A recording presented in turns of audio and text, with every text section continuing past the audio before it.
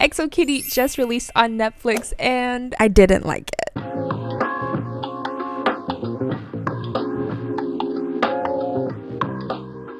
Hey, what's up you guys, and welcome back to my channel. If you're new here, my name is Bree with an E, and it feels so good to be back on YouTube. It's been almost 2 months, maybe a month and a half, and I deeply apologize for that, by the way. What turned into maybe like a 2-week break turned into a 3-week and then a 4-week. Just now I'm back and I'm better than ever, you know what I'm saying? Today we are back for a good reason, and that is because recently EXO Kitty was released on Netflix.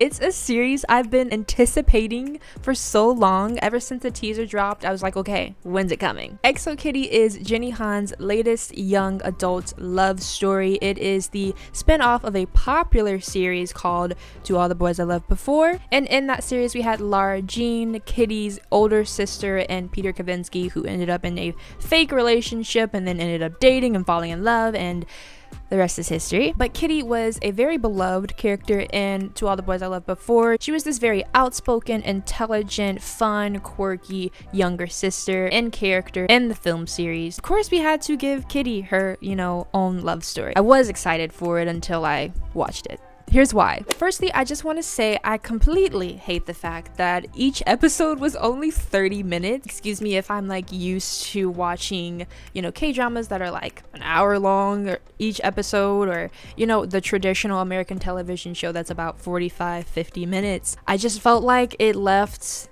not a lot of time for things to develop, and it kind of hurried the series along, which didn't give us the pleasure of seeing things build up. We kind of saw too much of one thing and not enough of another. So for instance, we got a lot of Kitty's love drama, of course. That was like the main point of the show, but also another big part of the show, I would say, which was the whole reason Kitty came to Kiss University, was for her to explore her mom's roots and who her mom was in Korea. We didn't really get to see a lot of that side of Kitty. The only real glimpse I would say that we got of that was the whole storyline of finding who she thought was her half-brother, but turned out to not be and was actually her ex-best friend's love child, etc, etc. So I felt like we got a lot of Kitty's love drama, which we should have, but we didn't get a lot of or enough of Kitty actually exploring her Korean heritage and finding out who her mom was in Kiss University. Another thing that I didn't like about this series, okay, EXO Kitty. The title of the series is called EXO Kitty. With that in mind, I felt like Lara Jean, who wrote all these letters to her previous crushes and to all the boys she loved before, I felt like EXO Kitty should have embodied this concept of Kitty writing to her sisters or her family back home about her experience with her first love and her first kiss with Dae, her first moments at Kiss, and her exploring her Korean heritage and her mother. I felt like each episode should have been a letter addressed to either, Lara Jean or her older sister or her father or her mother-in-law, something of the sort. We got instances of her communicating with her sisters here and there through text message, but it just quite wasn't the same. It would even be interesting seeing her address the letters to her mother and all these experiences she's having at Kiss and with her first love. I think that would have been interesting, and I felt like that concept just wasn't well explored, so I would be interested in season 2 and seeing maybe them play on that concept of EXO Kitty more. The next point, Kitty's crush on Yuri was too random. I, throughout the series, could not understand for the life of me how we were to be expected to believe that Kitty's crush on Yuri was so much stronger than her love for her first boyfriend Dae. It just didn't make sense to me. At the night of Minho's party, Kitty is there trying to get over Dae. She's trying to find a boy to kiss, basically a boy to get over. If you can't get over your ex, you get under someone else, that type of thing. And in that process, somehow she develops a crush for Yuri because she's so cool, and she gets why Dae, was in a relationship with her, unbeknownst to her that it was fake at this moment. And it was just so left field, so unexpected, and not in the way that it was building towards this the whole time and it makes sense. It literally did not make sense. I just think, honestly, there was no chemistry between Kitty or Yuri. There was definitely chemistry between her and Dae, and definitely chemistry between her and Minho, but Yuri, it didn't quite make sense. I'm not gonna lie. Personally, I just don't see the connection between Kitty and Yuri. There was absolutely none.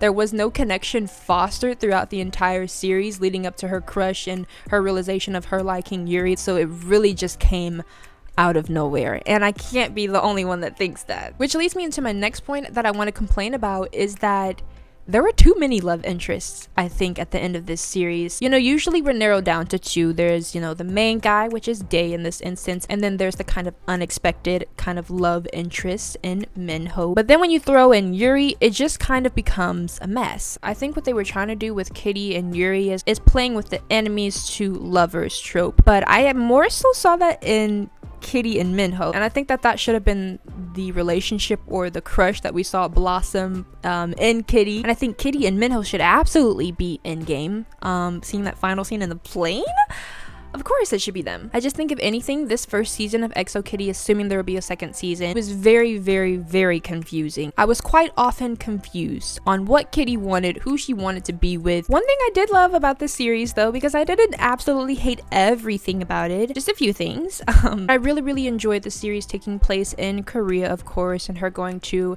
this Korean international school, where even we saw some bilingual characters, Dae, Minho, and Yuri. I loved the duality of English and Korean in the series, and I thought that it was interesting to see truly a mashup of Hollywood meets K-drama world, because we got English, we also got kind of aspects, I don't know if you realized, of K-drama storytelling. So what I mean by that is, like, at the end of a K-drama episode, they'll do like flash forward scenes of what you can expect in the coming episode, and that's not something a lot of American dramas do at all, I don't think. We actually kind of saw that aspect of K-dramas in XO Kitty, and me being an absolute K-pop lover for about 6 or 7 years now, I really enjoyed all the callbacks and shout outs to a bunch of K-pop music throughout the series. It just truly was a mashup of worlds, considering Hollywood and K-dramas, and then also a mashup of cultures, considering American culture and Korean culture, and how Kitty brought both aspects of that. So the series wasn't all bad. There was lots to enjoy about it, I think, in the cultural aspect of the show and appreciation for Korean culture, which I've been an admirer of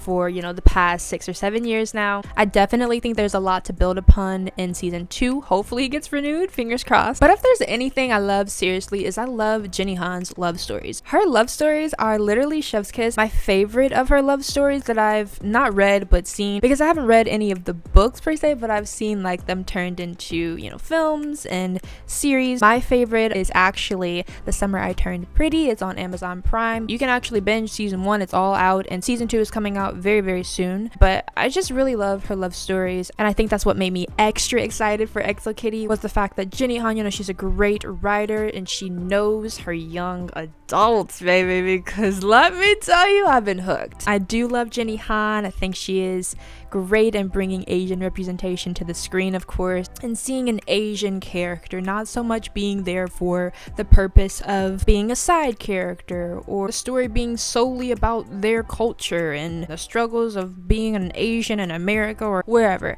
It's not like that. It's just them being who they are and being able to play the main interest and not have their identity, their skin complexion mean anything to the story, basically. But that's gonna do it for me today. I know this video was quite short. I just wanted to talk through my thoughts and give you a review on XO Kitty. But now it's your turn. Let me know in the comments below. Did you like XO Kitty? How did you feel about it? What were some things you disliked about the series, or things you loved about the series? Did you disagree or agree with anything I said today? Just let me know. But with that being said, guys, and I'll try not to stay gone for a month this time, I'll see you in my next video. Bye!